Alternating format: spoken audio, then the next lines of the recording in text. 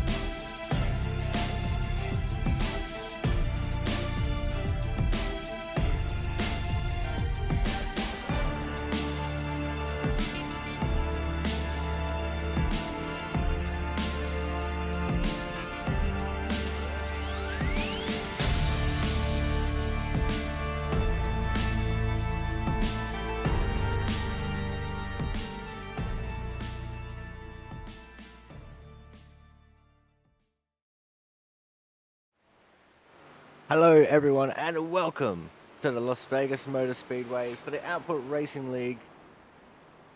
And we're here for the Autism. It's not just for Whimps 150. And by all appearances, it looks like everyone's starting to head down into the pits to get ready for a pit party here. Just one car on track at the moment. That is the 12 of Matt Burgess, who we're currently not looking at. Looking at Matt Horton, who was just gone into the pits. There is Matt Burgess, making his way down the pits with a terrifying amount of speed. And he didn't hit Jaron Sanchez, which is a shock.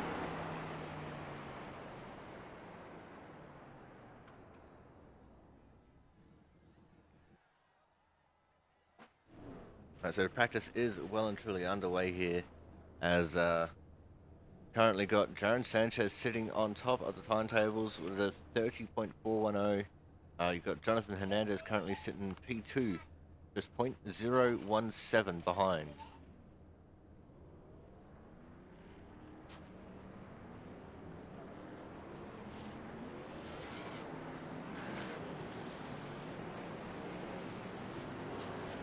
So for the most part, we're dealing with just little fractions of seconds. As no one apparently wants to be on the front of the pit party. The TJ Crampton going a little bit crazy there.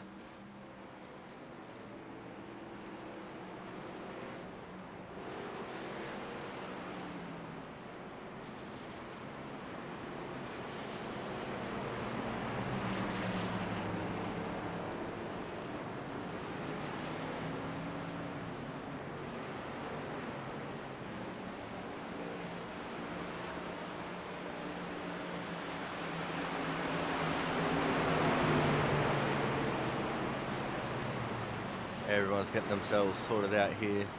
We're getting ready to go green for the pit party. So it's going to be Sanchez and Masia leading up the front row. We've got Watson and Lizelle on the second. And they're off and racing. A little bit of a staggered start there because the outside lane just wasn't quite up there properly. And there's the two of Chris Champeau just coming out of the pits now.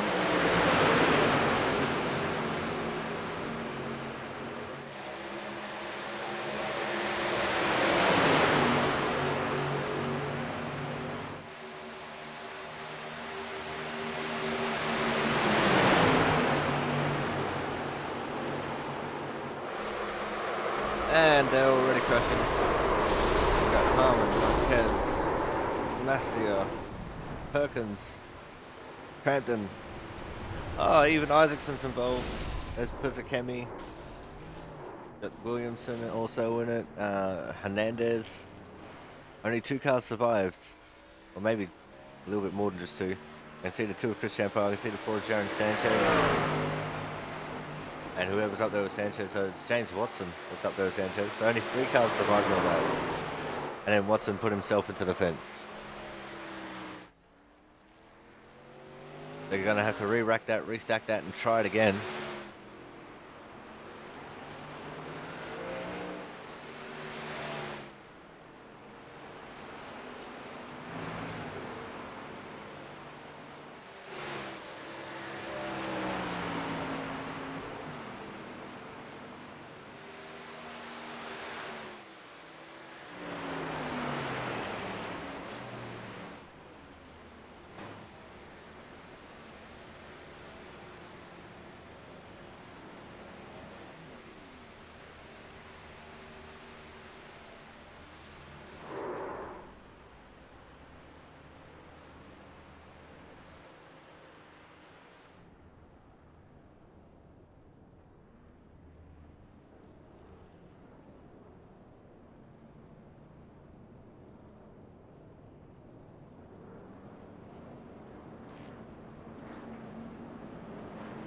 Just do a little bit of self-promotion there to someone else.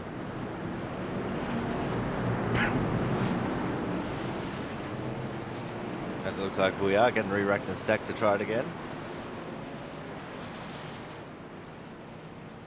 Everyone's jostling for where they want to start. And of course, no one wants to start at the front.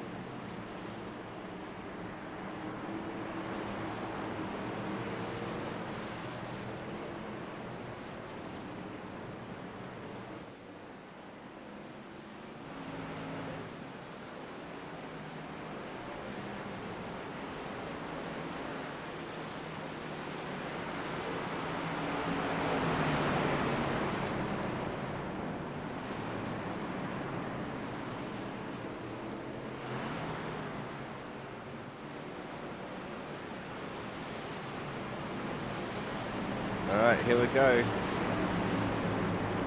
There's going to be Crampton and Burgess on the front row. Got Massio and Hernandez row 2.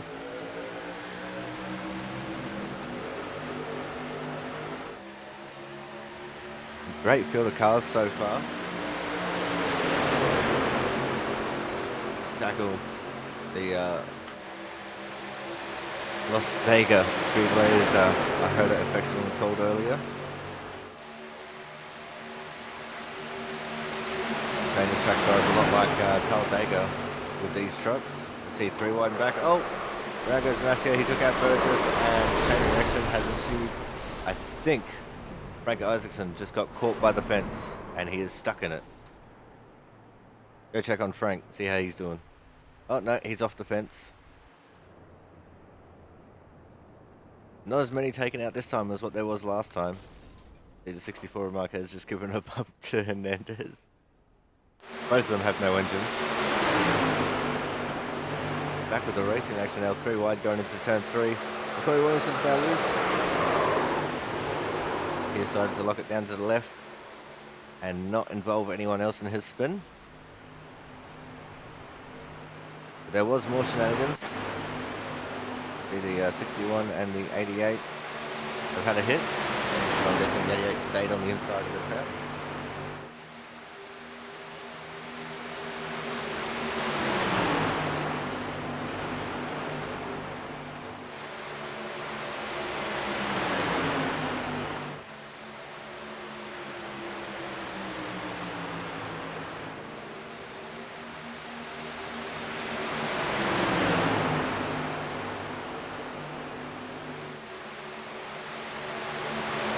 Perkins is leading up this little pack here.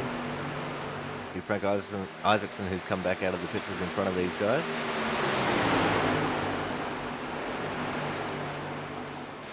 Oh, and up the track goes Perkins. In fact, he got pushed around by 78 Pizzacami. Only one person survived all that. In fact, I'm not even sure if he survived it. It was the 39 of Watson.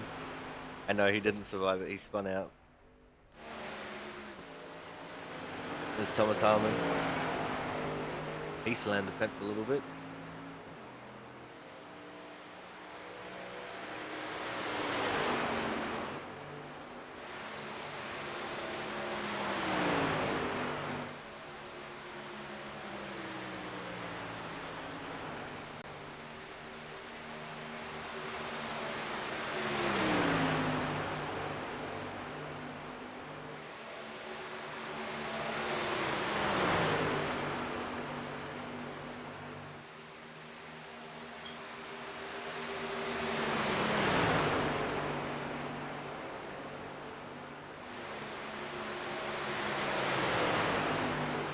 Corey Williamson and Mark Pentecoff just doing a little bit of driving together here.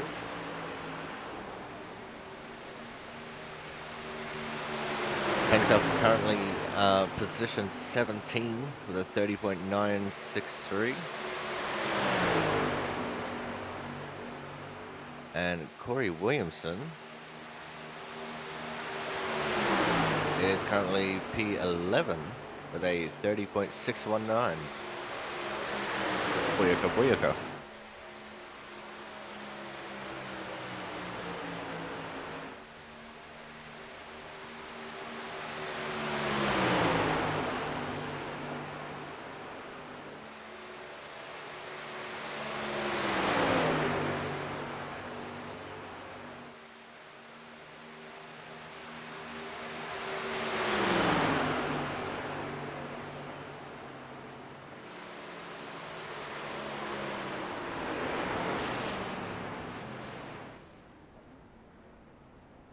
Williamson goes into the pits and leaves Mark Pentecoff to continue doing some laps. They have 2 cars on track right now. That's Pentecoff and 2 of Chris Champo.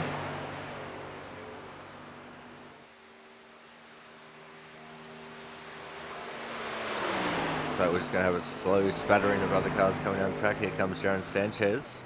We didn't see him last week, the league owner and operator.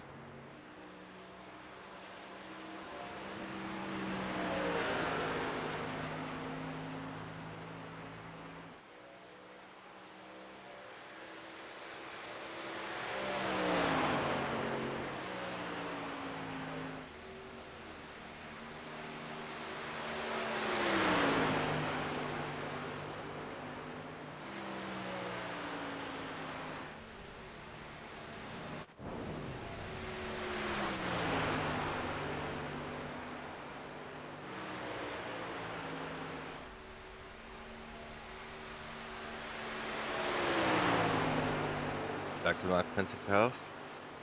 There's still just the 3 cars on track. All of them are single-digit numbers. And now here comes a couple of double digits with the 24 of Frank Isaacson and the 81 of Corey Williamson coming onto the track. Frank currently 16th with a 30.833.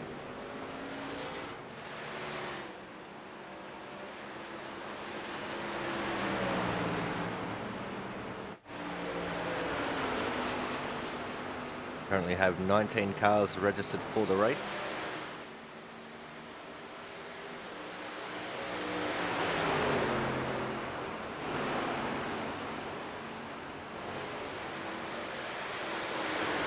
So 19 cars registered for the race, plus myself being the 20th person in the server.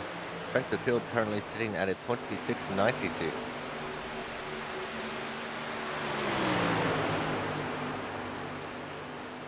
I haven't had time set by Ray Zerka or Caleb Quinn just yet. Caleb Quinn has just rolled out onto the track.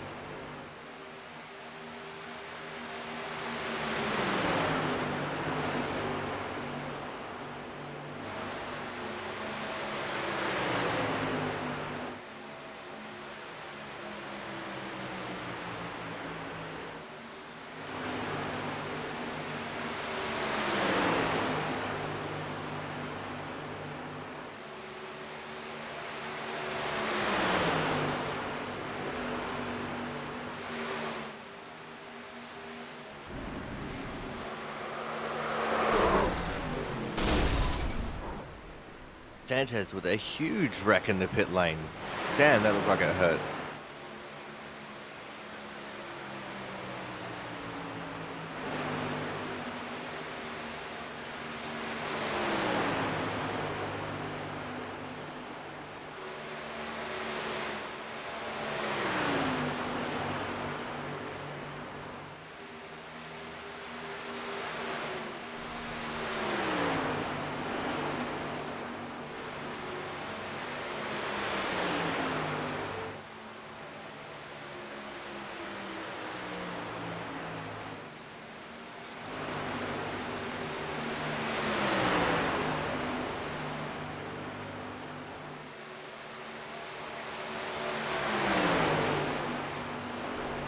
Matt Burgess trying to make a move on Travis Massier. See the 24 of Frank Isaacson having a little bit of trouble there on the backstraight. And here's Caleb Quinn with the 38 of Thomas Harmon. Caleb has moved his way up into the 17th position with 30.949.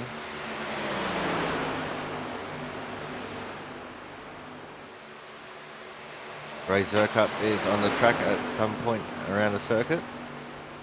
So he's looking to start setting a lap time. And the 20 car.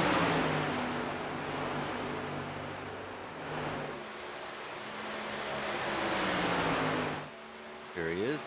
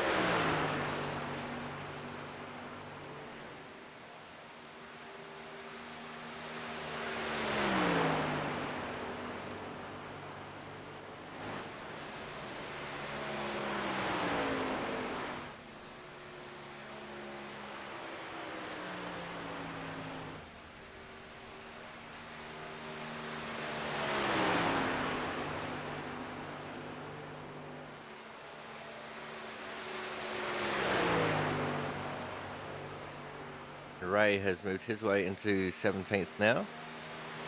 He displaced Kyle Kraus and Mark Pentecost. Caleb Quinn has moved his way into 15th.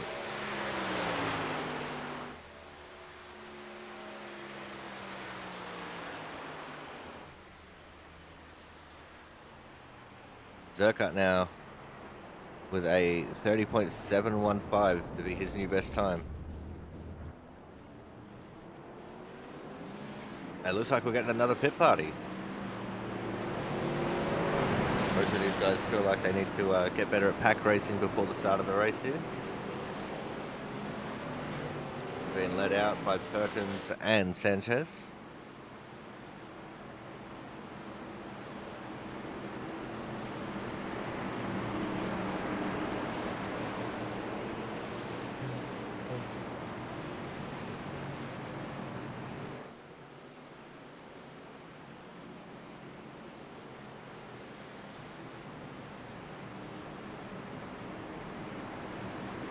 As you can see, some of the paints are starting to pop.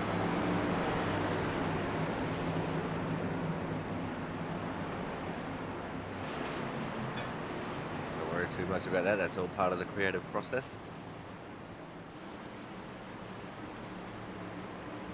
As out of turn 4 we come. There's Perkins, Sanchez, Champo and Masia, your front 2 rows. They're off and racing. Oh, big check up there. Watson pulled out of line to try and avoid what could have been an accident.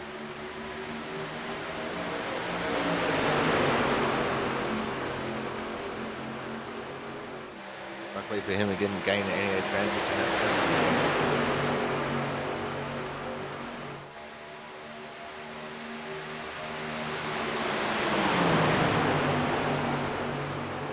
Oh, and around goes Mark, and there's a lot of road crashing in the back of the pack. Several drivers taken out.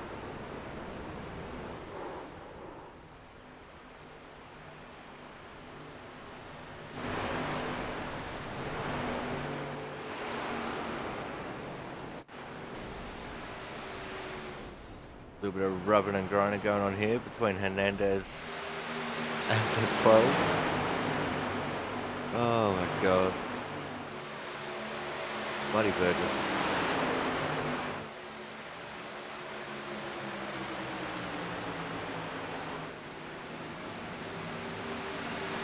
We currently have 5 people watching this live right now. Thank the 5 of you for being here and watching.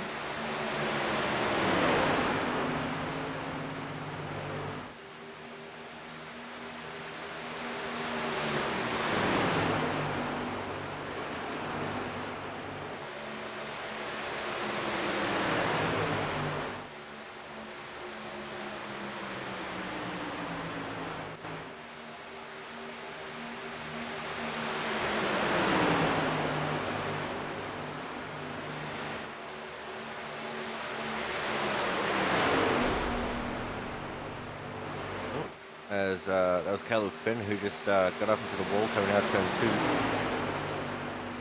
2. It's looking like starts and restarts are really going to be where all the action is at with how loose these trucks are right from the get-go.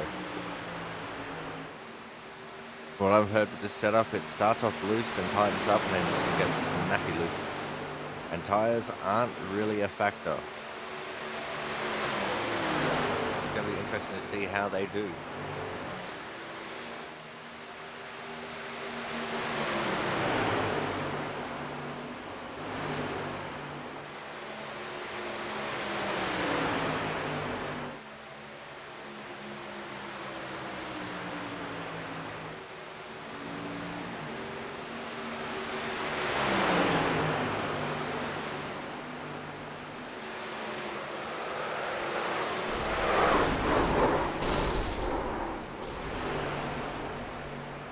Champo and Sanchez having a bother coming out turn 2.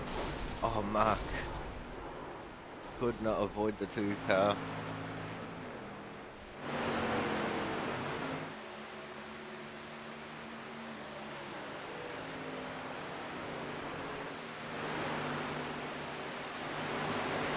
As we only have about 8 minutes left here of practice.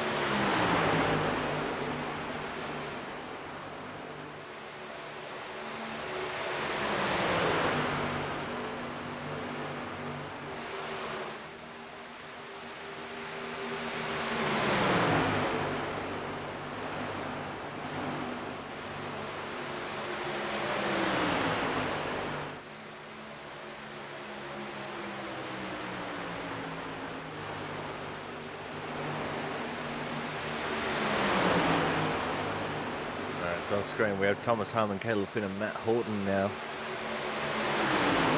So these guys got a nice little group going.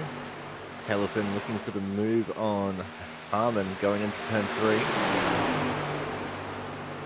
Makes it stick but walks it out wide, holds on to it. Harmon got a little bit loose coming out of 4 but managed to stick it.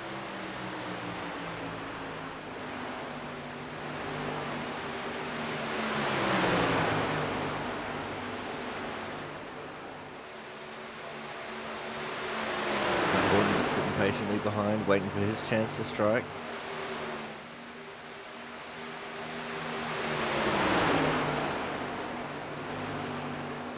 Horton actually currently sitting 4th in the standings. Elephant's moved his way up to 3rd, and Thomas Harmon sitting down in P6.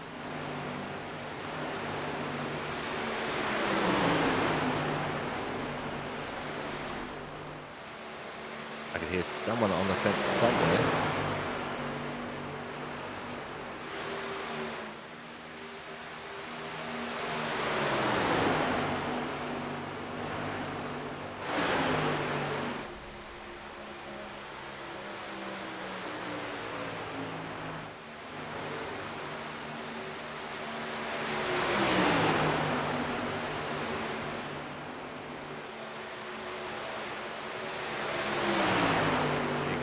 With fresh tyres around the outside of Williamson and Perkins.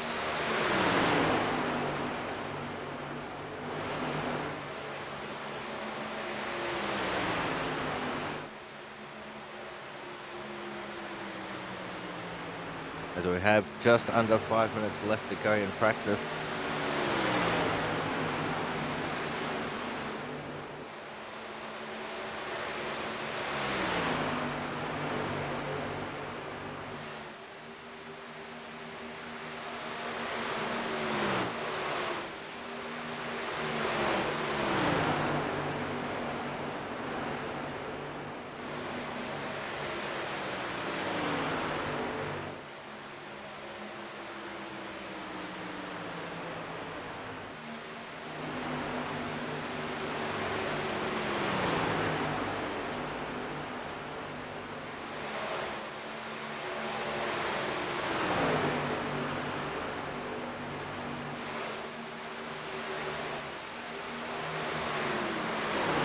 Basically just counting down the time here. These guys only have about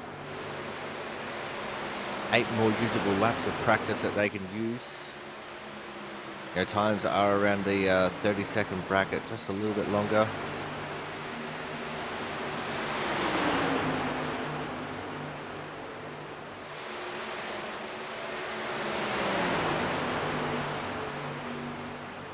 Here's TJ Crampton getting his way up into this battle that was just Harmon, then not Harmon. Who's the other guys?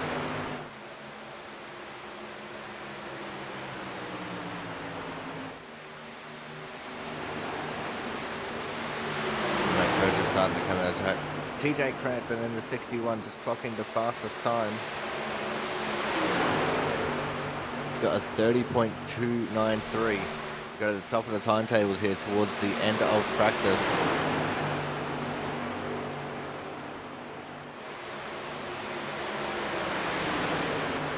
Ryan Pizzicami holds on to P2, John Lozelle 3rd, Caleb Finn 4th, Matt Horton currently in 5th.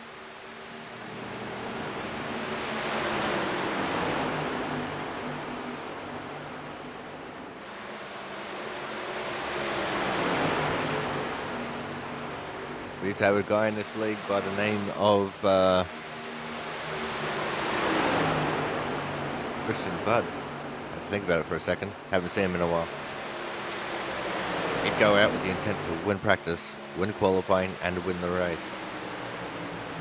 And that's what these guys are trying to do right now, especially TJ Crampton. As we now just have over 2 minutes left in practice. You guys can see the timer up on the top of the screen in the standings.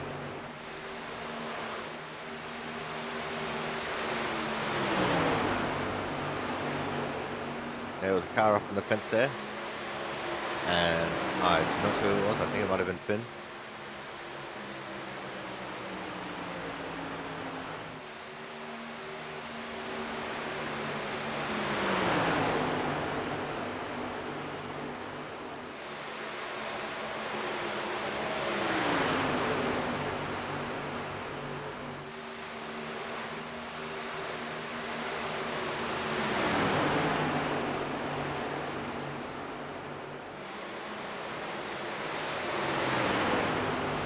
Everyone's definitely trying to push to get the fastest times in now, though.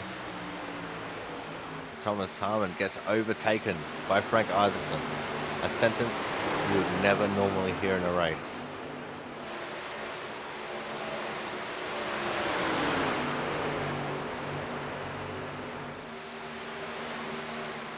And another sentence you would never normally hear in a race, Frank Isaacson pulling away from Thomas Harmon. But anyway, guys, this is going to end off practice. We're going to go to a quick commercial break. When we come back, we're going to see the results of qualifying. So make sure you guys stay tuned with more action here for the Autism. It's not just for Whimps 150 from the Las Vegas Motor Speedway, coming up shortly.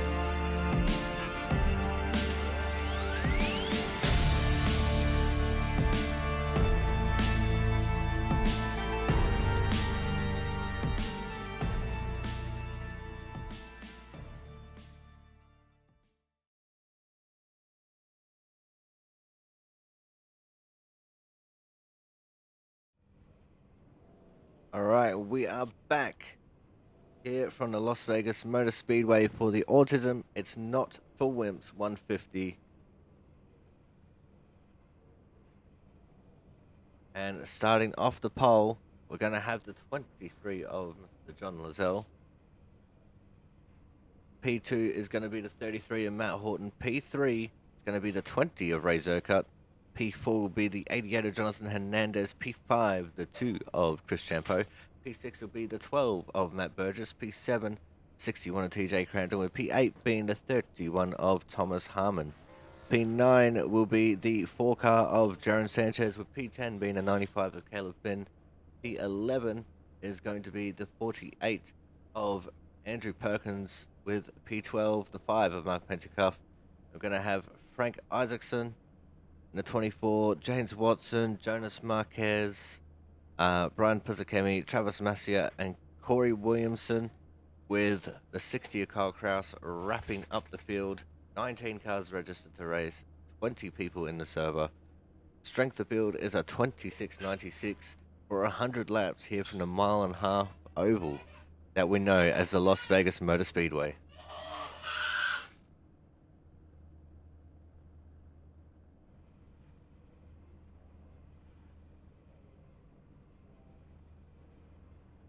Looks like we're just waiting on Ray Zercut to enter the racing facility. There he is.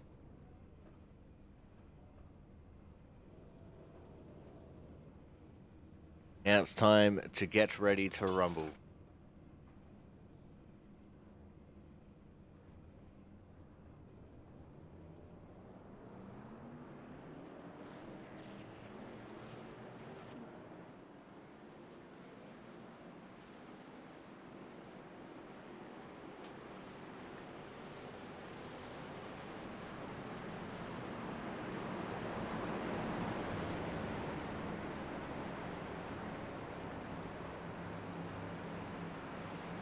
And just a reminder for all the new viewers here, the first start is on green. Any and all restarts after this will be on the leader, which means the leader chooses when to go.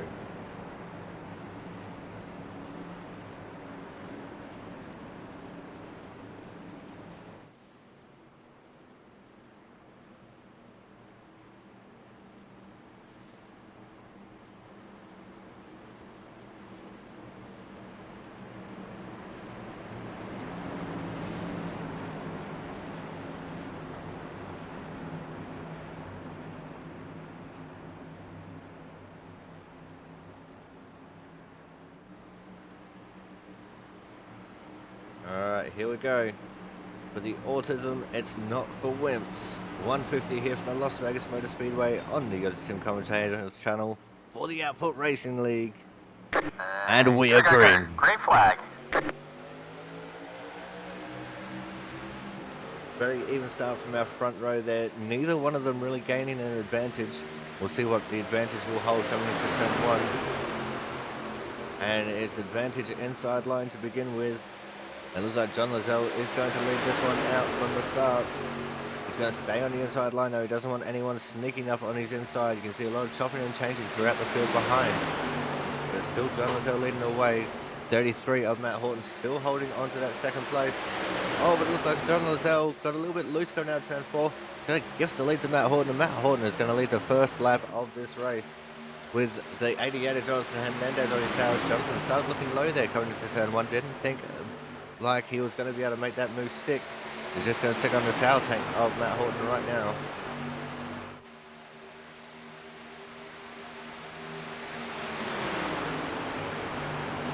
He's hell been watching too much Speedway racing lately. I call it a tail tank, it's a tailgate.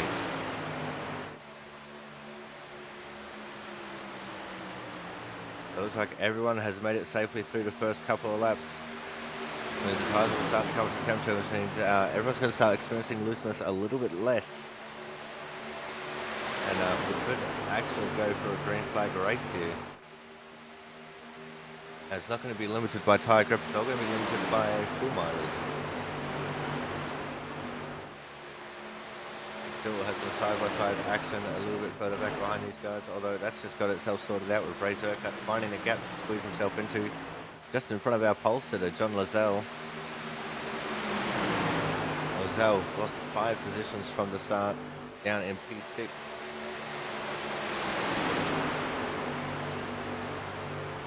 A big move being made by the 2. Christian Bowes is trying to get around at 12 with Matt Burgess. And he makes that move stick with Green 4. He even has enough to clear Matt Burgess on exit.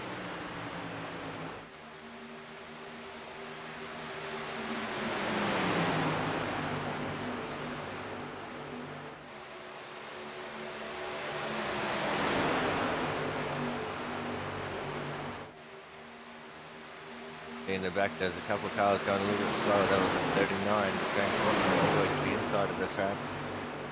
And his outside is Frank Isaacson. This is a nice little group of cars here. Watson, Isaacson, Pentacalf, Marquez, and Williamson. These guys don't usually feature towards the front, but they're definitely far from just being field fillers.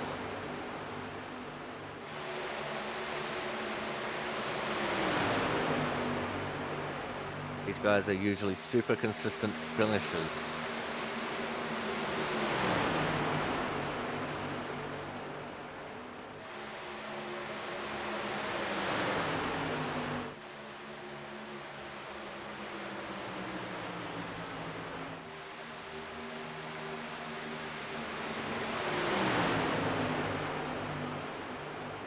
Just up ahead of these guys, there was side-by-side battle going on between the 38 Thomas Harmon and 95 Caleb Finn.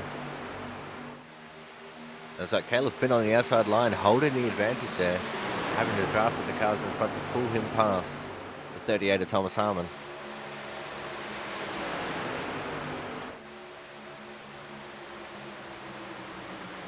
Got the 4 of Jaron Sanchez back here trying to battle with Andrew Perkins in the 48. Frank Isaacson also trying to make a move on James Watson. Watson with a mega run through 1 and 2 there. He's going to try and go for Sanchez as we're going to battle at the front of the pack as well. There's a 2 of Chris Champeau trying to take over second from the 88 of Hernandez. John Rozelle trying to make moves as well to the inside of Matt Burgess. Side by side battling we go down the front straight.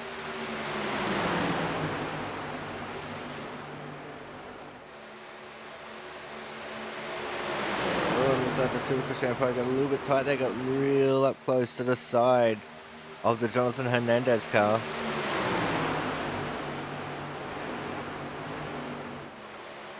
And it was like Matt Burgess also getting the switch back on John Rozelle into his inside. And here comes the 2 of Champeau getting up on the inside of Matt Horton. Horton, who has led 9 laps so far in this race as we're on lap number 10. 3 wide for second place. And now it's a dogfight for the lead. And it was my apologies, it was 3 wide for third, not second.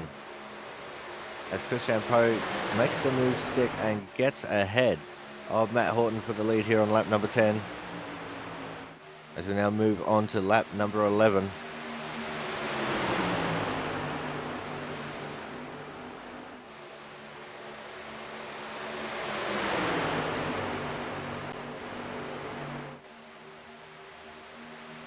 This is where all the battling is right now. The front of the pack, the top 6. In fact, the top 7 all embroiled in this battle.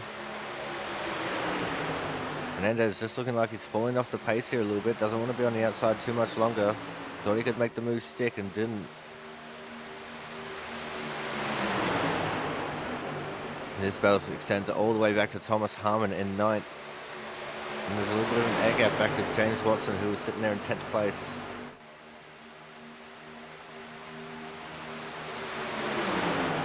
We already have Brian Pizzakemi in the pits. Not sure what's happened to Brian, but we did not get a caution for it.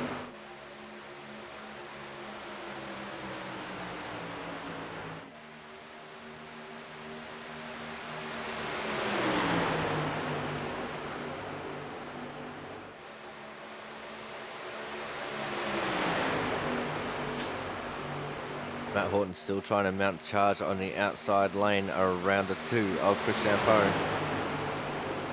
For the most part, it's looking like it's not going to happen at the moment. That inside line is just too strong. As now John Lascelles trying to take over that second position now.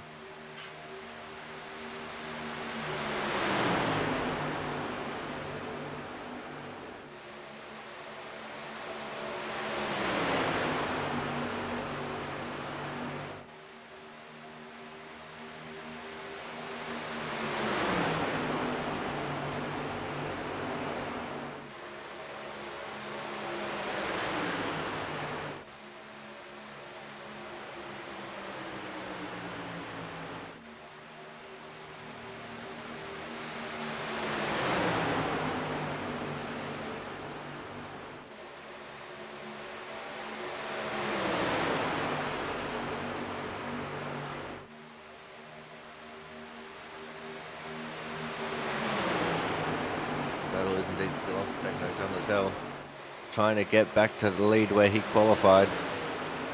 Matt Horton not letting that happen at the moment though. Getting a great run off the outside of turn 4.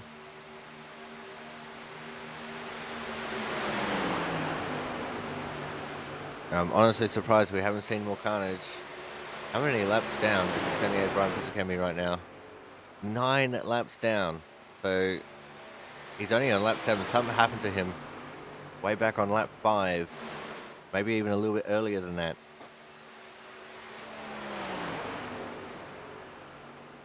As we go back to our battle for second, and something's happened to John Lascelles. He's fallen all the way back to 5th place. They might have gotten loose at some point once more, and he lost all that momentum that he had. As things are starting to even out, he gets towards the front. And this 9-car pack is slowly becoming an entire field pack once more. This is 61. Oh, TJ Crampton trying to get around John Lascelles right now on the inside.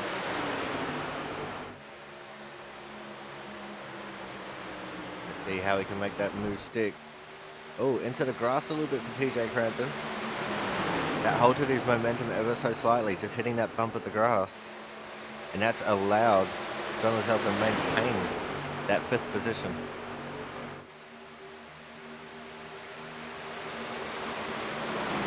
Go back up to our lead now, Chris Champeau, who is under heavy pressure from the 33 of Matt Horton.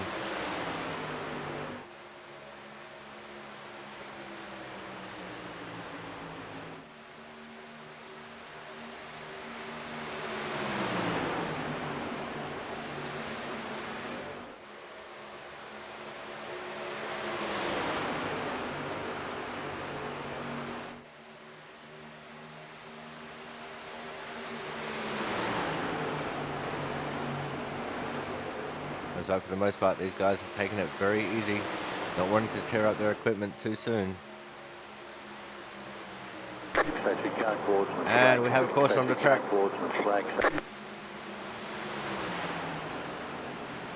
I'm not sure for whom was the cause of this caution. Let's see if we can find out here.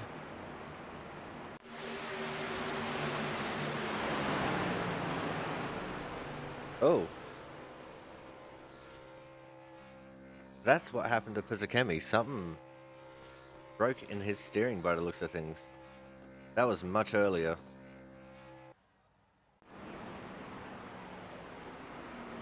But we are unsure what's brought out this caution.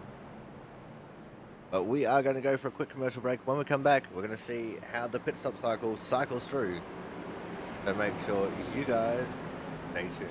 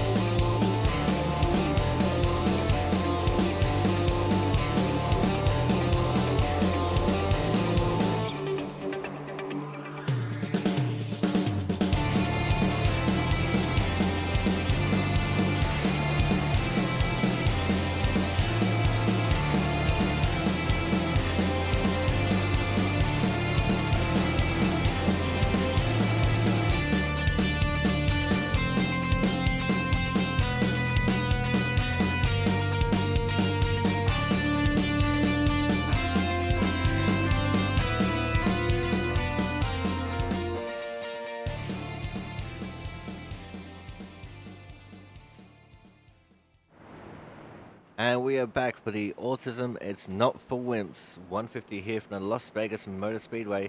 We had 3 cars played a strategy game. Being the 20 of Ray Zercut, the 88 of Jonathan Hernandez, who has since gone back into the pits, and the 48 of Andrew Perkins. They decided to take 2 tires. I'm guessing it's 2 right side tires. Then Jonathan Hernandez, who has since gone back into the pits, because I'm assuming he wanted to go get the other 2 tires put back onto his car.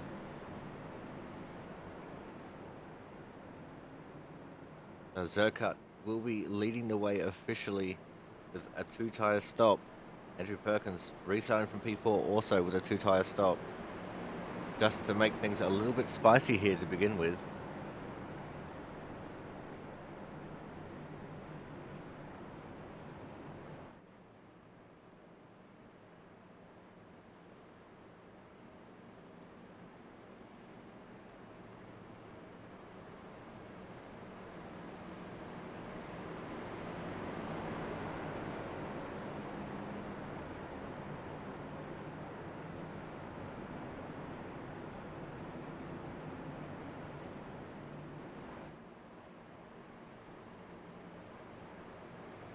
As we should be getting the 1 to go signal here now.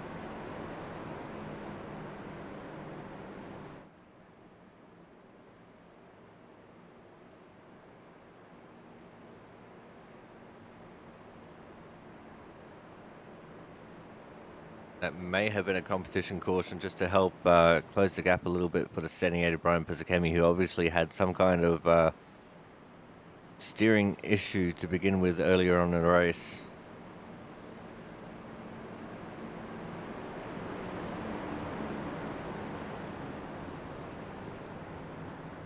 But here we go, it's going to be Zercut, Champo, Horton, Perkins, then Burgess, Lazelle, Crampton, Harmon, Finn, and Watson as your top 10.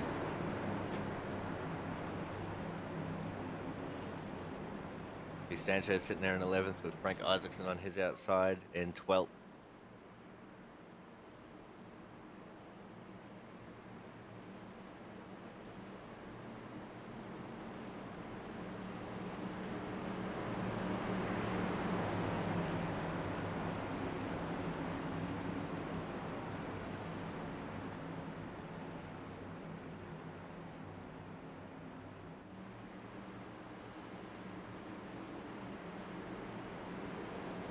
All right, here we go. This restart is on the leader. Pace car is in. And he's off. Go, go, go. Green Jump flag. just before the green light came out. And getting himself a really good jump there was the 20 car of Ray Zercut. 33 Matt Horton already trying to take over that second place from Chris Champo. Forcing Champo up high, squeezing in front of him. And now he's going to try and take over the lead from Zercut coming through turn strain 4 this time. Oh, maybe a little bit of extra contact there from the two Champo. 3 wide off of turn 4, they go for second. And Zercut's going to lead that lap.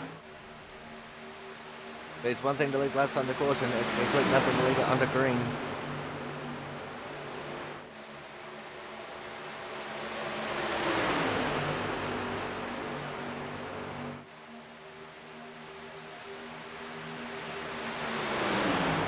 Now Chris Champo takes over the lead, 3 wide per second, one small, the 12, the 20 and the 33. Burgess, Zercut and Horton. Horton on the outside lane with the biggest advantage, and Zercut going around. This is going to cause a big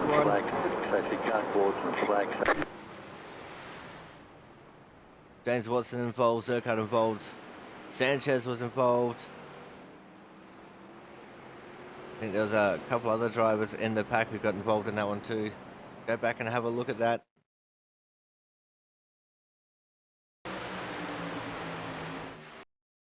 It looks like he got spooked a little bit by Matt Burgess up on his inside. Come across the nose of Thomas Harmon. Thomas will have a little bit of damage from that. Lozelle very lucky to escape damage to 48. Perkins will have damage. 61 has damage. 39 has damage. And 95 of Caleb Finn will have damage. Same to the 81 of Corey Williamson. Jonas Marquez looks like he'll escape any damage. See the 88 Jonathan Hernandez up on the apron there, getting around everyone.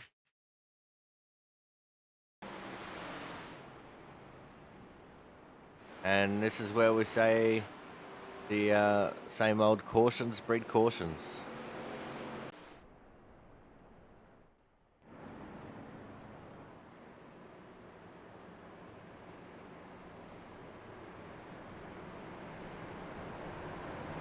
Looks like we've got pit stop starting to happen. Oh, no, just a big fakie. Big old fakie there from Chris Champo. But a lot of people behind did pit. And I'm pretty sure most of them are getting repairs or it's a bit of strategy. Let's open up the radio here, see what these drivers are talking about. There, you started blinking, and then, like I said, it's like your car just kind of merged into mine and then turned across the front. Yeah, sorry, my fault, man. Sorry about that. No, you're fine. So I'll just retire. It's like they're just analysing the crash and how it started.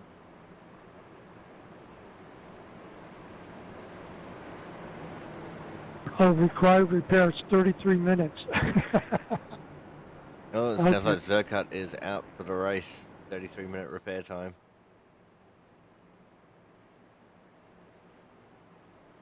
Well, have fun, guys. See you, Ray. Sorry, man. That's right. So there's a little bit of an insight that you won't normally see on these broadcasts. It's not very often we actually open up the radio waves during a caution like this. Normally we go off for an advert. But since we just had a caution and an advert, I decided we'll stay live.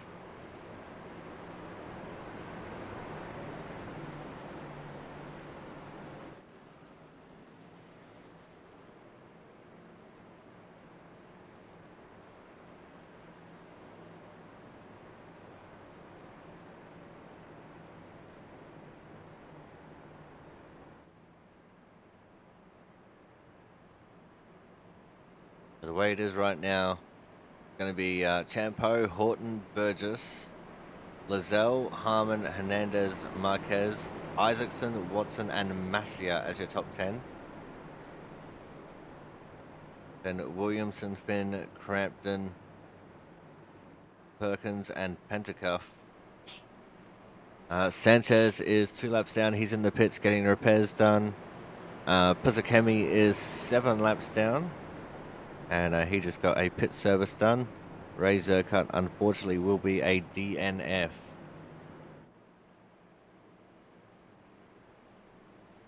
Plus, we did have one DNS. And I'm pretty sure that was Carl Kraus.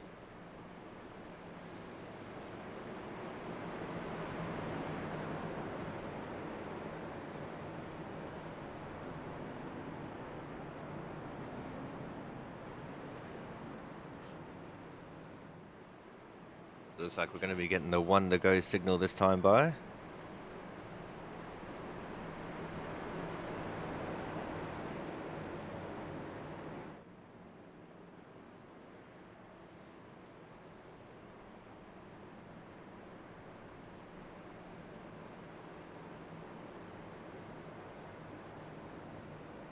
There it is officially, the 1 to go signal. 5 of Mark Pentacuff with a lot of front end damage.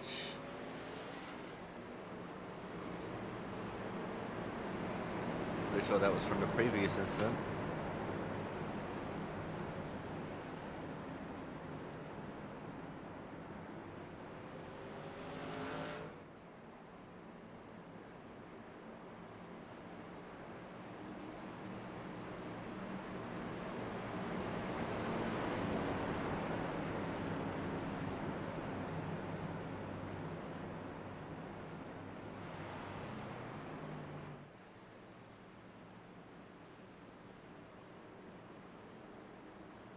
Sanchez just waiting for everyone to get around him who's supposed to be around him.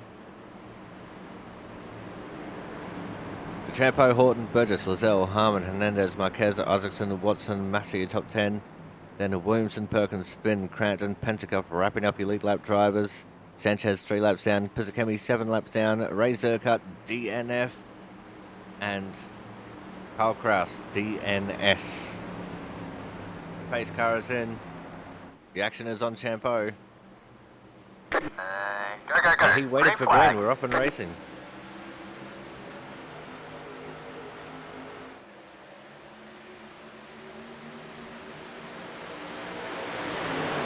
Oh, Lazelle, very aggressive there into turn 1, making it 3 wide for second place.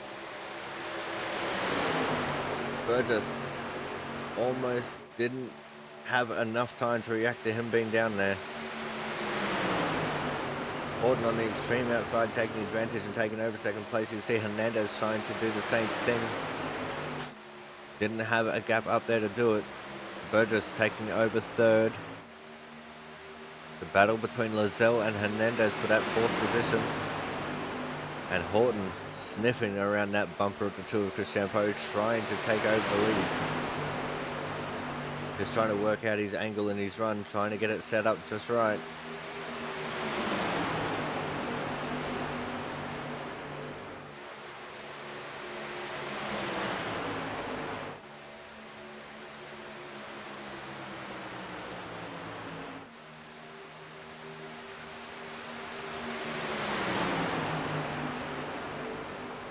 Another battle further back in the pack for 9th and 10th. That's between Watson and Perkins.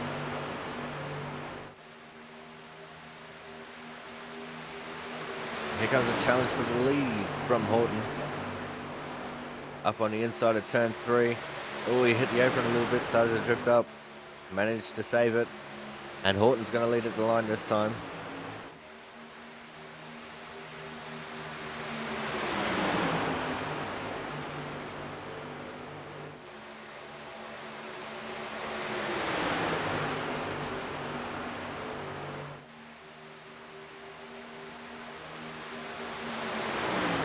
Burgess now still sitting there in 3rd, but he's looking to try and get up on the inside of Champeau as well, trying to follow into tyre marks of Matt Horton.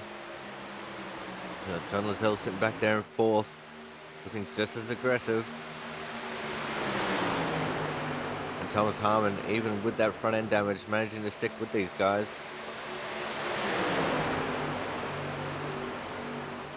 Champeau pushing really hard there coming out of turn 2. Almost clouding the wall on that high line.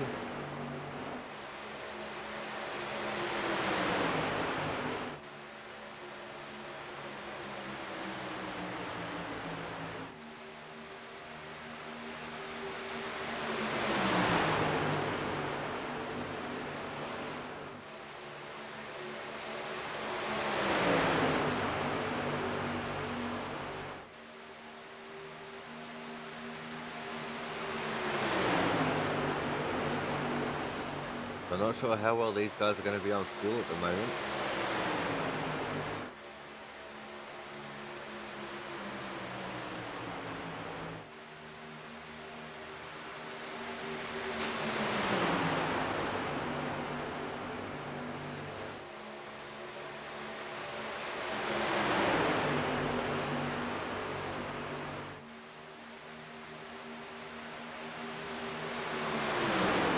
Challenge from Horton once more on the inside of 3. And he defends really well. Manages to hold on to the lead. That's to Champeau, looking very quick right now in 2nd place though. I reckon if he just had someone to go with him here on the high line, he would probably end up taking over the lead. The outside has a lot more momentum, especially coming out of turn 2. Just look at the run he gets down the back straight. That inside of 3 and 4 is just really powerful.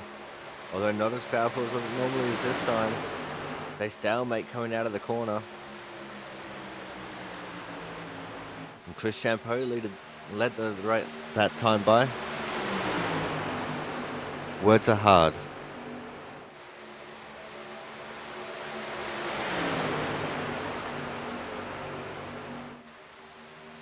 The main thing is I haven't sworn yet. Let's go through turns 3 and 4 once more.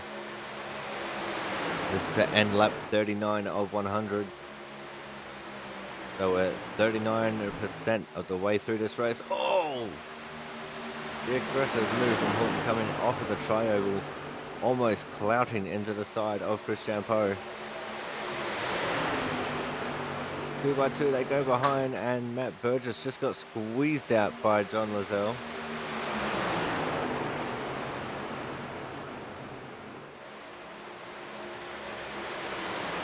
Pretty sure there's more battling going on behind these guys, but this battle is just too good to look away from. In fact, there's a big gap starting to form now between Burgess and Hernandez in 5th. In fact, there's a big gap between Hernandez and Perkins. Something big did indeed just about happen by the looks of things.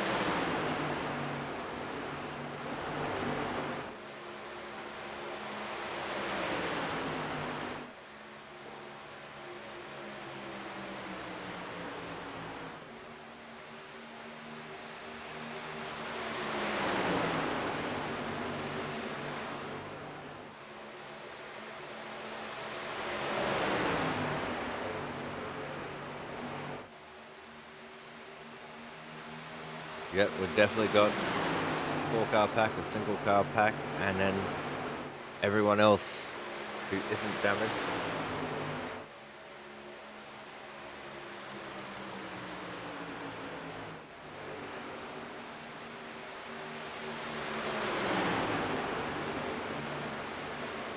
We will be starting to encounter some light traffic here soon. Just 3.5 seconds up the road is the 5 of Mark Pentacup.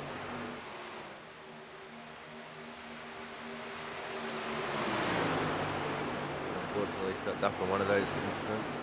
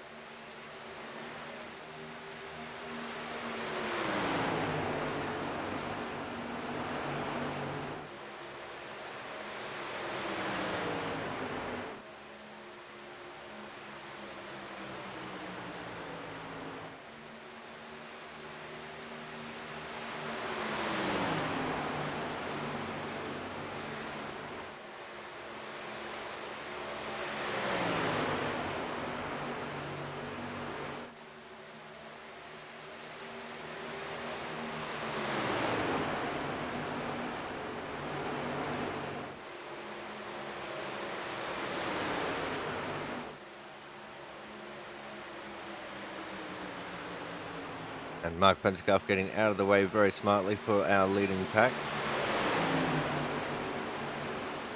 It seems these guys are really starting to settle down now as we're coming up towards the halfway point in this race.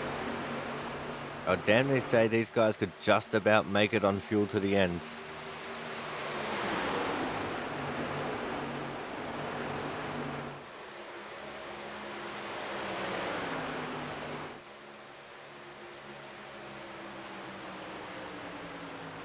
It definitely doesn't look like anyone's trying to save any fuel or tires.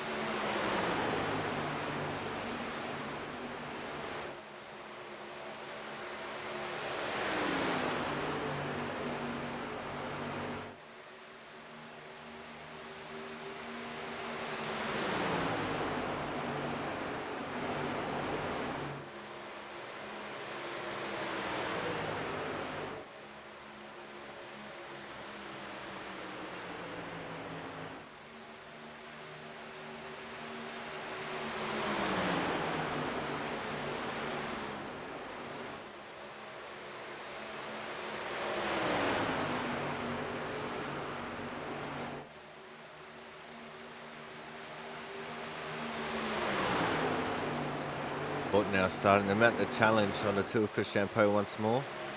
Into the high line, it didn't quite work out for him this time. He's just going to play with all the momentum he can get.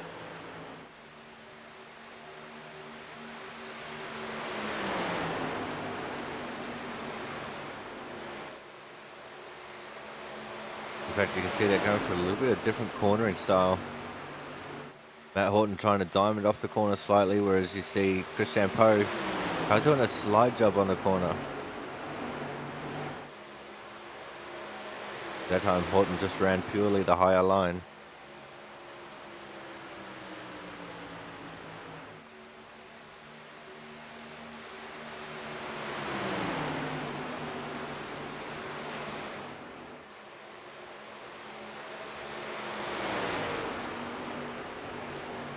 Here comes Horton's chance now to the inside in turn 3. And he pushed Champeau out wider than he wanted to be then. Still side by side they go, coming out of turn 4. Chris Champeau has the momentum to be leading at the halfway point. 50 laps down, 50 laps to go. Here in the Autism, it's not for Whimps. 150 here from the Las Vegas Motor Speedway. And Chris Champeau maintaining the lead.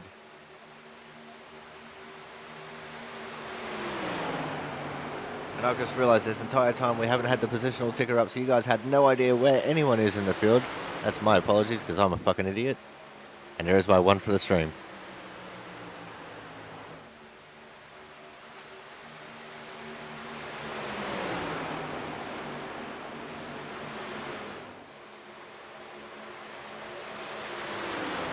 Now Matt Horton will be thinking, what do I need to do to get around this 2 car? We're just trying to cool out his tyres a little bit, try to reset so he can try and make that move stick once more.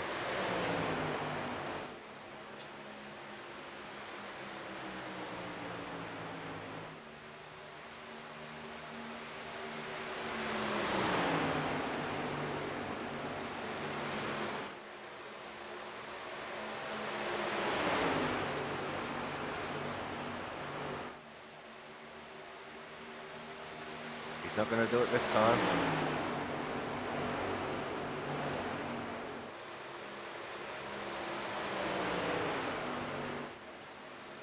I thought he just about would have dove out and gone for it, but he didn't.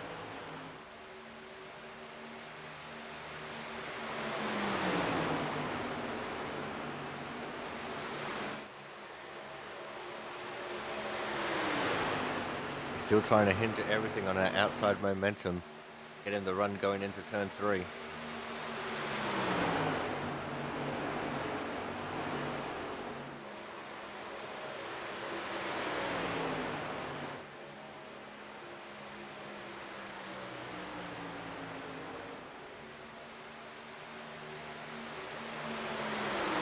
Everything in this race will hinge, making the right move at the right time, and at the moment, Chris Champeau did make the right move at the right time. He's continuing to dominate this second stanza of the race.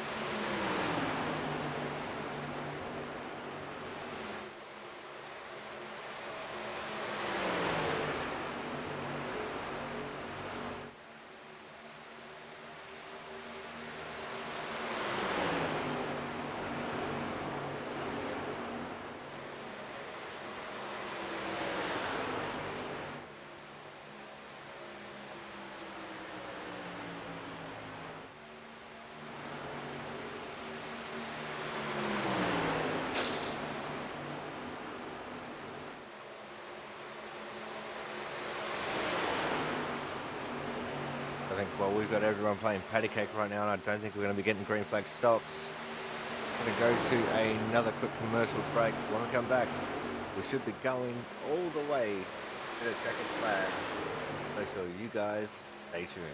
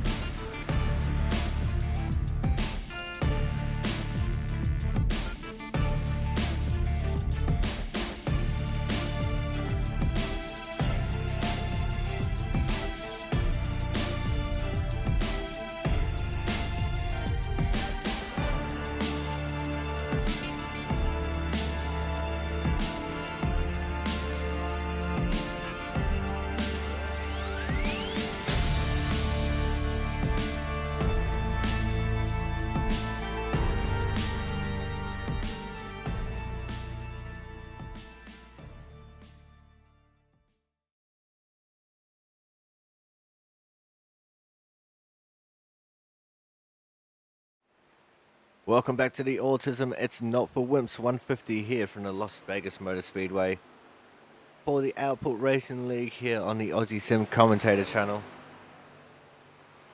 And Chris Champo is continuing to lead the way as we enter some all out traffic as the cars just get around Caleb Finn, who was involved in that second incident.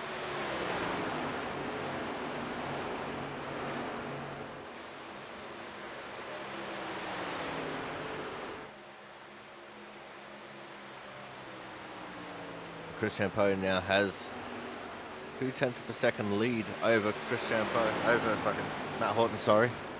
And John Lazelle and Matt Burgess dropped off from these guys a little bit. Not sure whether they're trying to save a little bit or not. But it's definitely a very interesting set of circumstances going on here.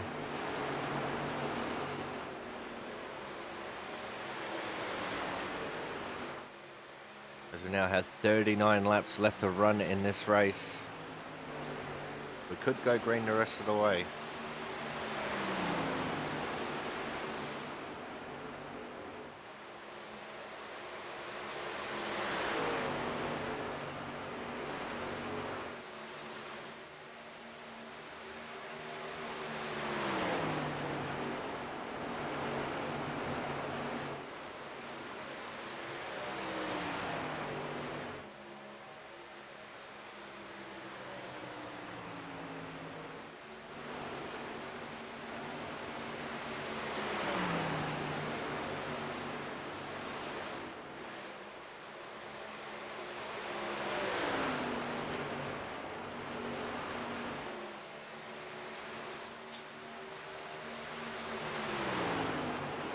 Let's go see if we can see any action happening throughout the track. Go back to John Lazelle and Matt Burgess and Jonathan Hernandez. This is 3rd, 4th and 5th battling it out here on circuit. We also have Thomas Harmon and Andrew Perkins just lurking there in the background a little bit.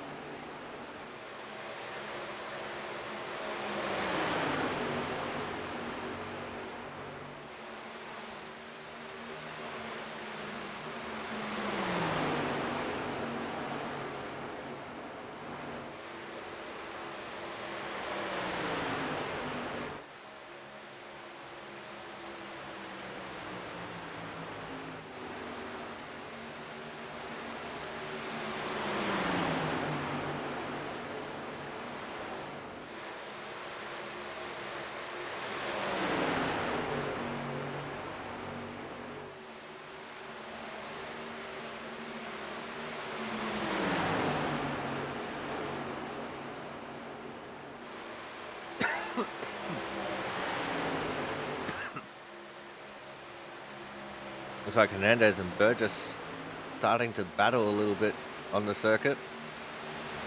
Hernandez trying to get around Burgess. And Thomas Harmon up in this battle as well. Definitely getting very close quarters.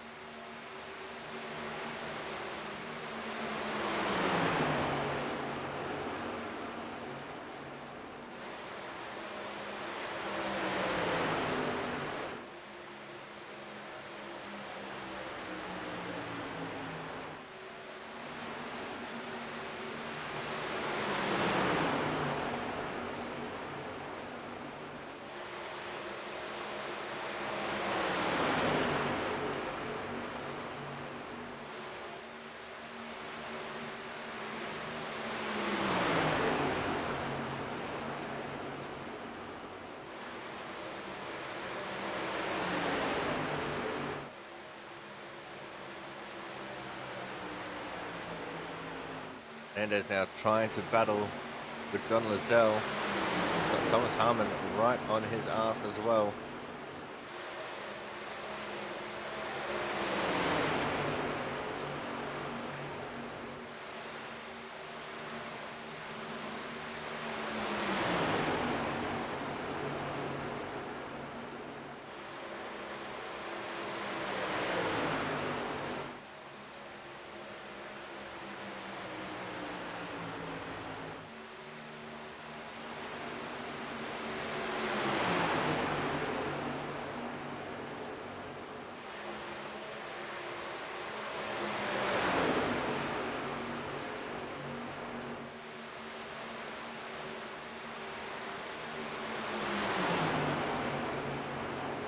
These guys still aren't finished with their battling yet. And I think they're also starting to run down our second place driver, Matt Horton, who's fallen off from Chris Champeau. We only have 31 laps left to go in this race now. I was just looking at something in the background. Now, this channel is actually $15 away from a payout, which is pretty cool to think that, you know, it's not very often where we get payouts on this channel for the subscribers on the Twitch channel. And we've got someone pitting. That's the 38 of Thomas Harmon coming into the pits. So these guys can't make it to the end. They do have to make at least one stop. We've got a flurry of pit stops happening. So let's keep an eye on our leader, the two of Chris Champeau. He's about to get overtaken by Brian Pizzakemi, maybe. No, not this time.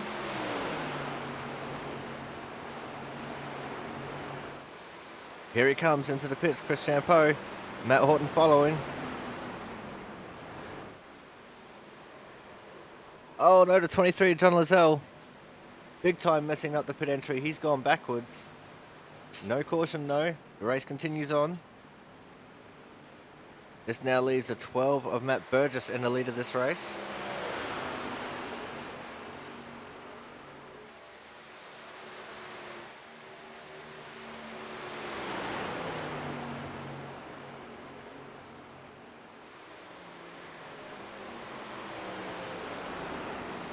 Matt Burgess has come into the pits, now the 48 of Andrew Perkins. It's going to be his first lap led in a very long time. Go check his stats real quick. So Andrew A. Perkins.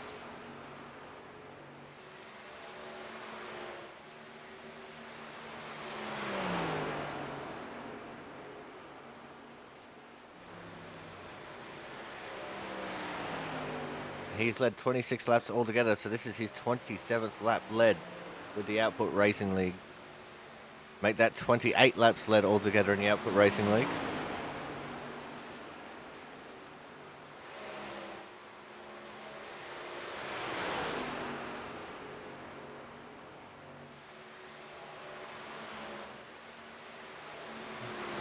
PJ Crampton's just coming to the pits.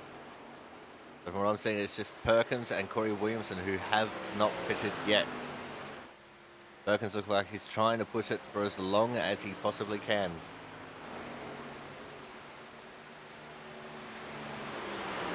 The effective race leader right now is still the two of Chris Champeau. Second place, effectively, is Thomas Harmon. Then Hernandez and Horton. Horton lost out a lot in that green flag cycle.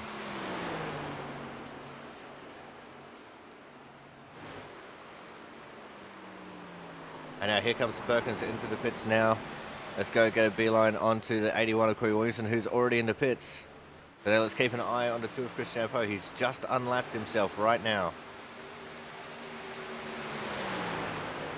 He still has to make one more complete circuit around the track to regain the lead.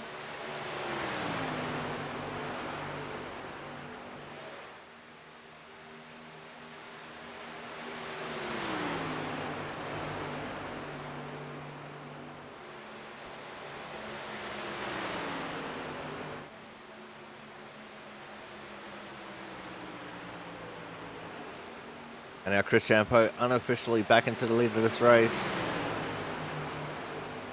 Andrew Perkins still technically the leader as far as iRacing counts it. But look at this. We have a four-way battle for the lead once more. All those gaps before the pit stops there have evaporated completely.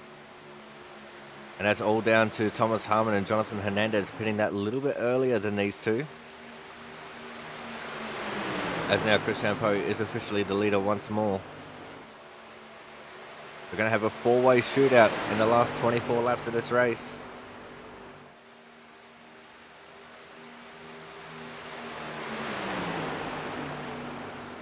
Look for the intensity in this group to start picking up here very shortly.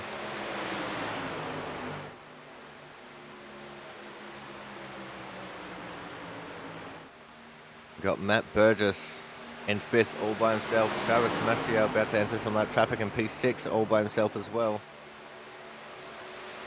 There's a battle between Lozelle, Perkins and Marquez and Watson for 7th through to 10th.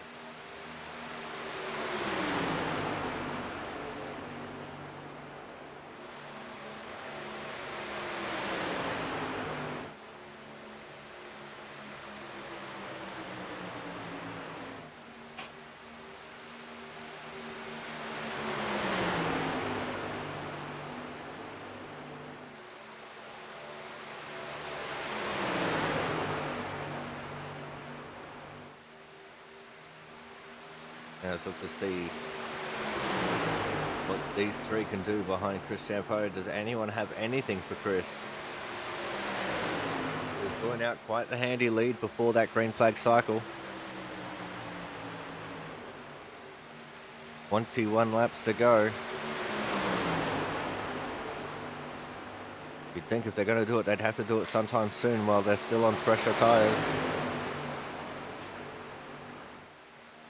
You know, they did pit the lap before the Champo. Or at least Thomas did.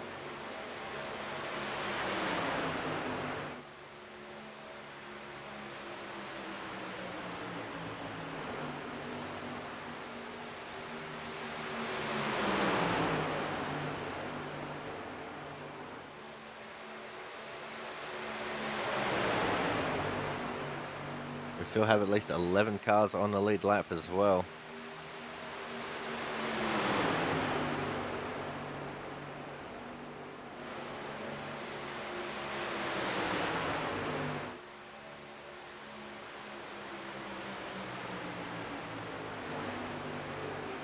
Let's have a look at the stats of these drivers. In the lead we have the two of Chris Champo. 113 starts, 3 wins, 34 top 5s, rating of 101. Thomas Harmon, a 3-time champion, 137 starts, 22 wins, 84 top 5s, 110 rating. Jonathan Hernandez, 107 starts, 10 wins, 52 top 5s, 106 rating. And Matt Horton, obviously last week's winner, 72 starts, 1 win, 12 top 5s, and 88 rating.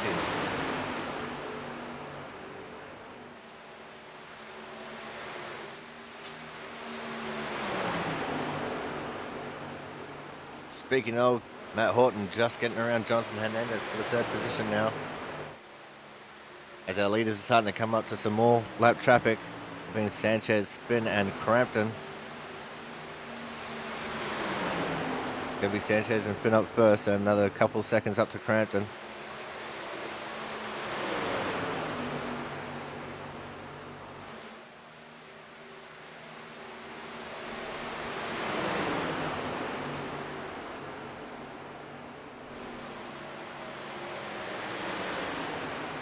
They dispose of the 4 of Jones Sanchez pretty easily there, and the 95 of Finn, both of them staying up high to allow our leaders through.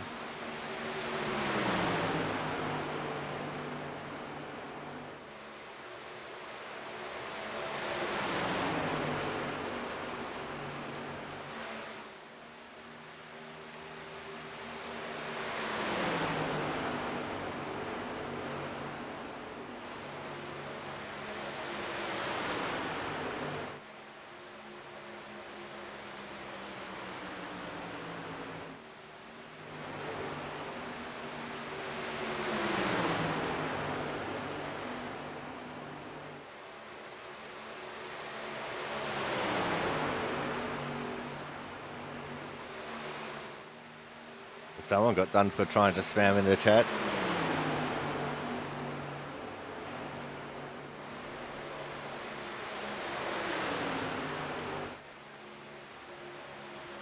As we now have 14 laps left to run in this race.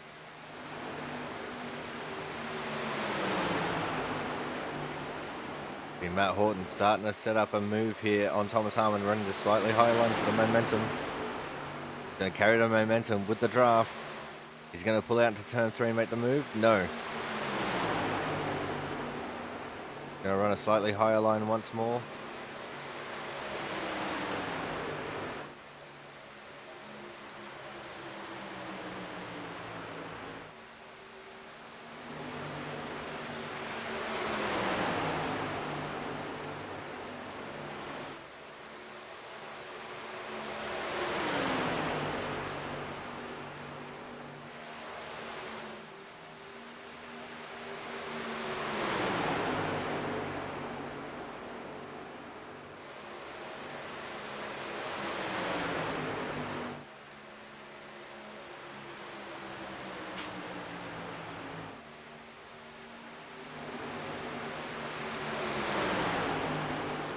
Thomas Harmon now running the slightly higher line. He's going to try and carry the momentum through the back straight. See if he can make a move on Chris Champeau going into turn 3. I think he's a little bit too far back to make it work this time. It's all about playing a little bit of ducks and drakes right now. And he actually lost out on quite a bit of real estate there. Look at that gap. 2 truck lengths.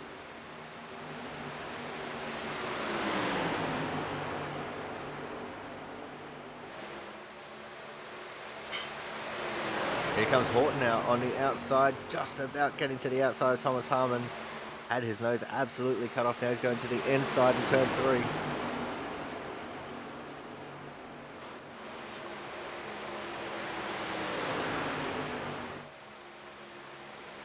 Harmon using the momentum on the outside line to keep it in front just. One's going to have the inside here in 1 and 2. Question now is, can he hold it? All that outside momentum work out for Harmon, and it does. Oh, that was quite the tight squeeze there for Horton. Getting back in front of the 88 of Hernandez. Hernandez now looking to take 3rd position back. 9 laps to go in this race. It's always the final 10 laps where everything starts to pick up. The intensity picks up. The amount that these drivers are sweating is picking up.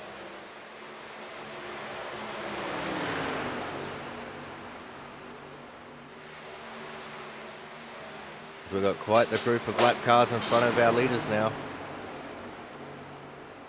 And these ones in front of our leaders might not be so willing to pull aside, because I think these guys are all battling for position. 8 laps to go.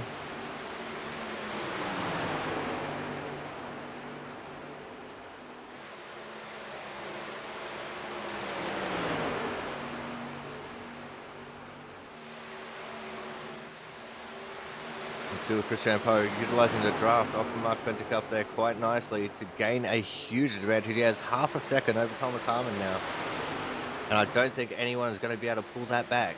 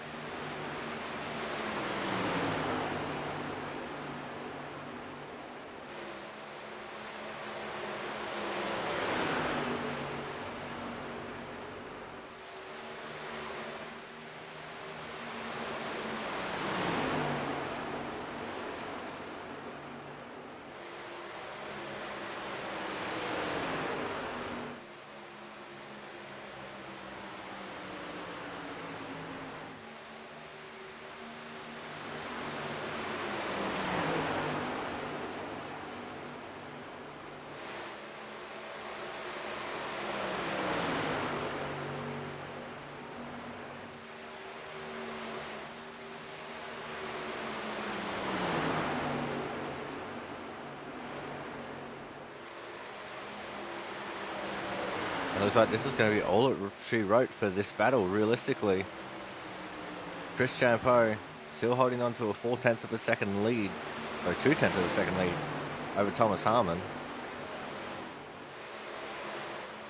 Got a further 6/10 over Matt Horton, 8/10 over Jonathan Hernandez. 2 lap cars ahead, which I'm sure he's going to get the draft off.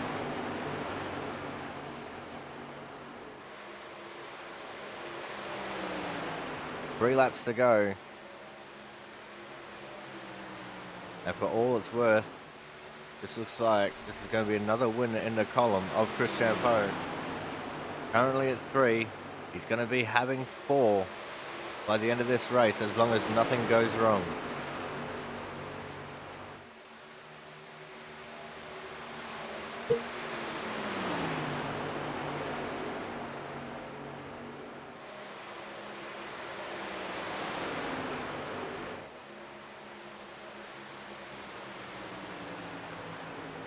Two laps left to run in this race.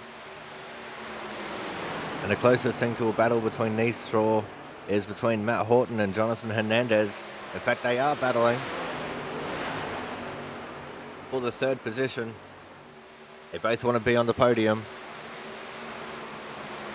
Matt Horton, who started out of P2, Jonathan Hernandez, who started from P4. As it's now a white flag, last lap, last chance to win it or wear it for the 2 of Chris Champeau, who has 1 lap car between himself and Thomas Harmon.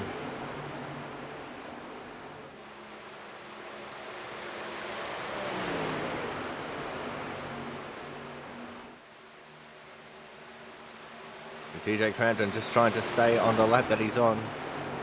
He doesn't want to get overtaken by Chris Champeau. He wants to stay on the lead lap, complete all the laps. Coming out turn 4, your winner for the Autism, it's not for Whimps, 150 from the Las Vegas Motor Speedway, the 2 of Chris Champeau. P2 will go the way of Thomas Harmon. P3, Matt Horton. P4, Jonathan Hernandez.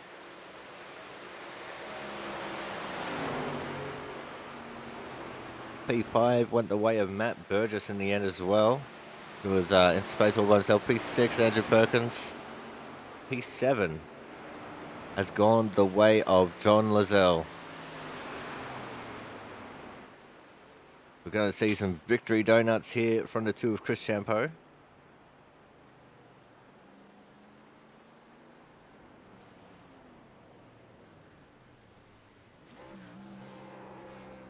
And there we go. He's indeed a very happy chappy. 114 starts, 4 wins.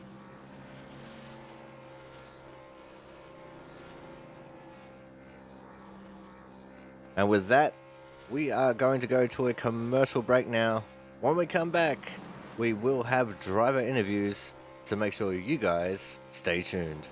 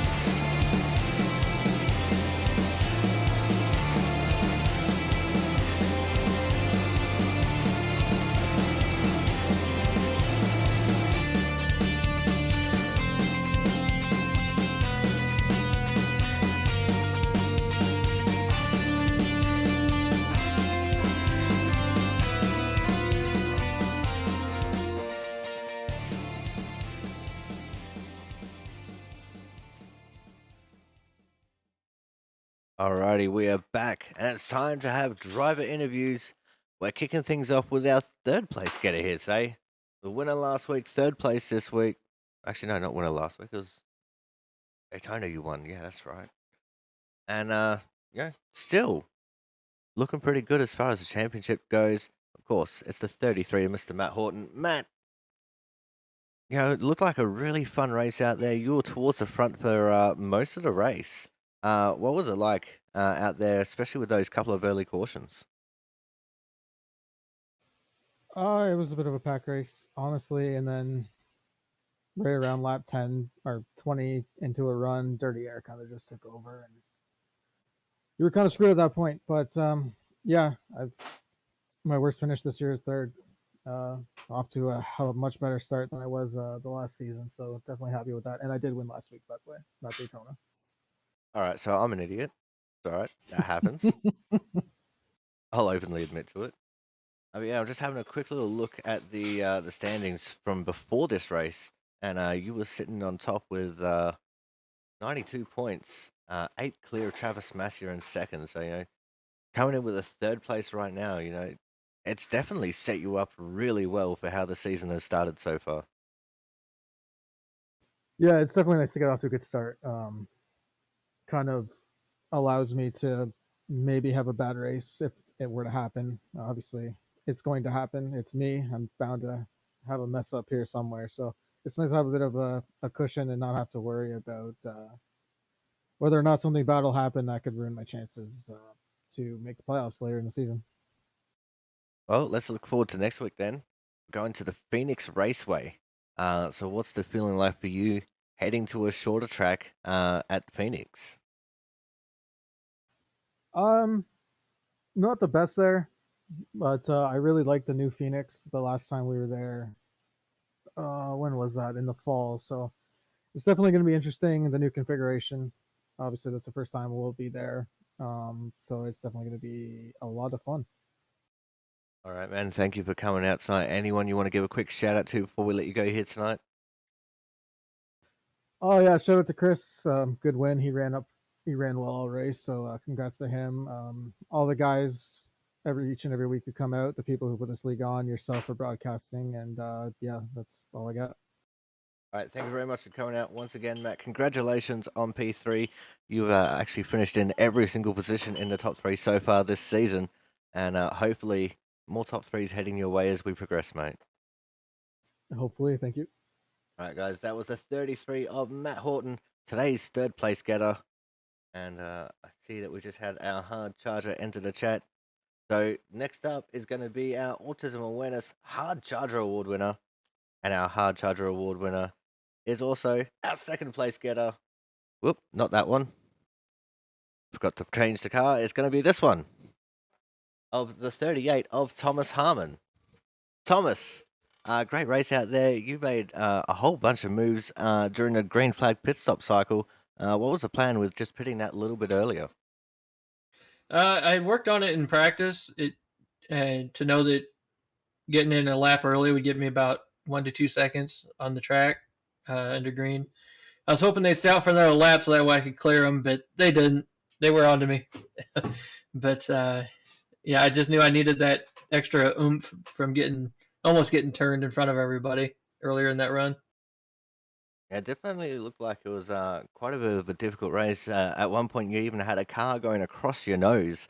How bad was that damage when that one vehicle did go across your nose like that? I actually got nothing. I didn't even have a 0x. Or didn't even have a contact out of it. It suddenly merged into mine, and then turned like across the middle of my truck, and then he was gone. Wow, it was really weird. That's actually quite incredible. The wonders of internet racing there, folks, in action, and what we like to call an iRacing netcode. Um, but yeah, that's absolutely crazy. But how's the race for you as a whole?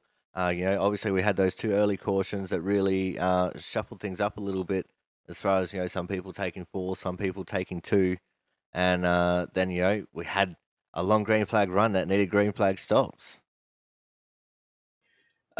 Based on the long run that we had right after that caution, the second caution there, Wish it wouldn't have had any cautions, but unfortunately we did. Race, once it got strung out, was kind of boring unless you really saved and could pass people, but it was hard to pass, hard to close up a gap. Dirty air meant a lot, and so did the draft if you had fresher tires. Yeah, it definitely looked like it was quite hard to make moves out there. I've seen a lot of people trying to go wide and wanting to dive down at the bottom of 3 and 4. Was that the general strategy for trying to make passes? I don't know about anybody else, but I just passed where I could. I preferred the high side, particularly in 1 and 2. You get a good run in, get a good run off.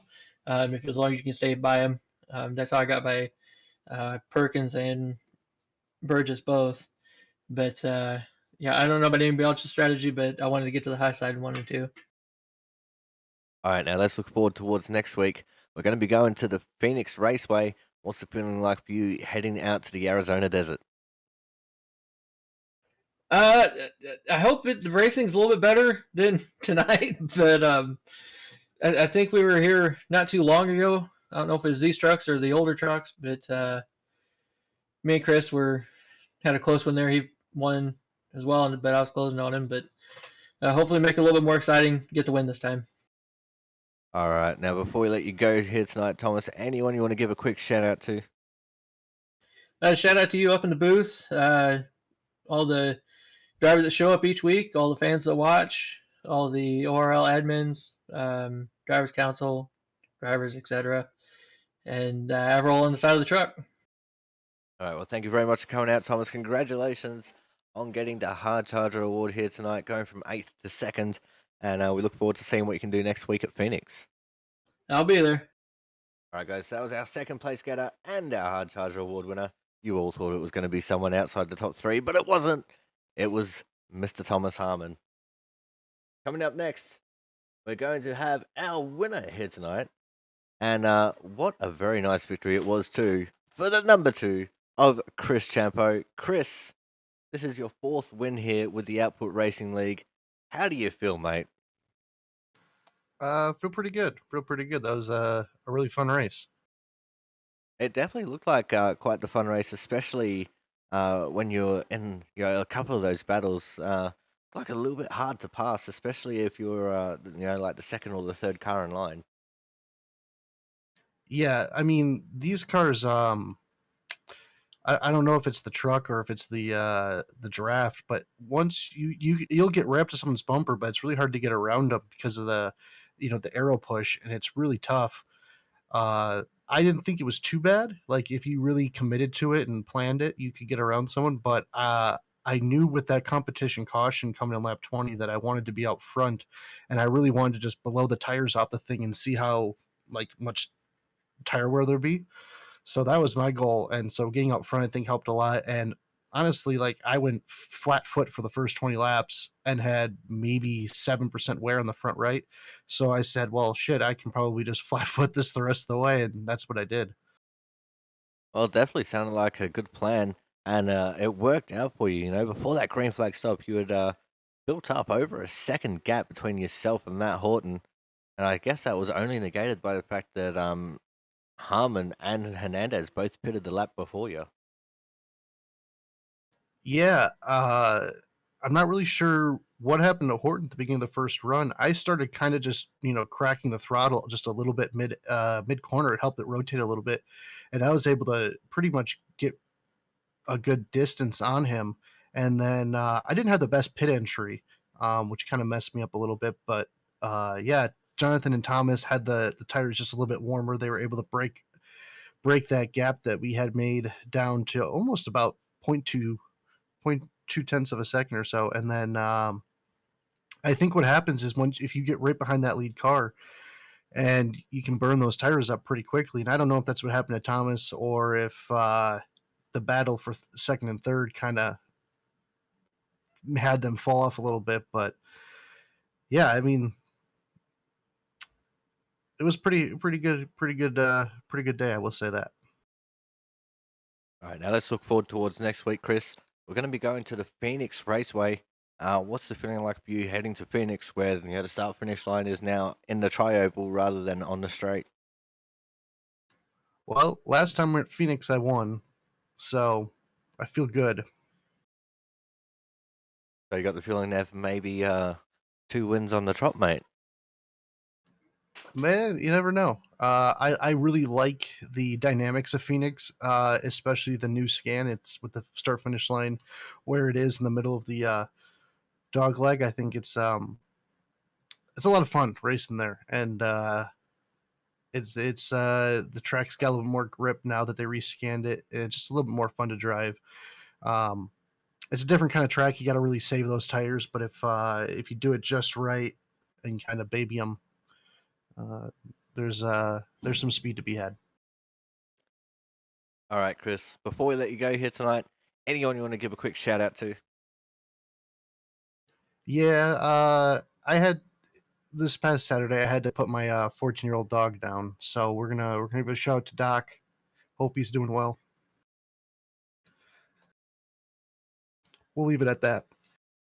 All right. Well, thank you very much for coming out, Chris. Sorry to hear about the passing of your dearly beloved pet there. Um, don't forget that it's your race next week, so we're gonna need a thumbnail, and we'll Yeah, I see got what it. you can do next week at Phoenix. All right, buddy. Hey, thanks for the broadcast. Thanks for putting on a good show. And thank you for coming out and racing each and every single week. Yeah, buddy. All right, guys, that was our winner today. The two of Chris Champo, 4 wins in his career here in the Output Racing League. And as you can tell, he was really happy and looking forward to next week. But that is going to end off our broadcast here. Again, we're going to be going to the Phoenix Raceway next week for the Champ Speed Shop 120. And that one should be one hell of a show. So until next week, I've been your commentator, the Aussie Sim commentator. We'll see you guys next week.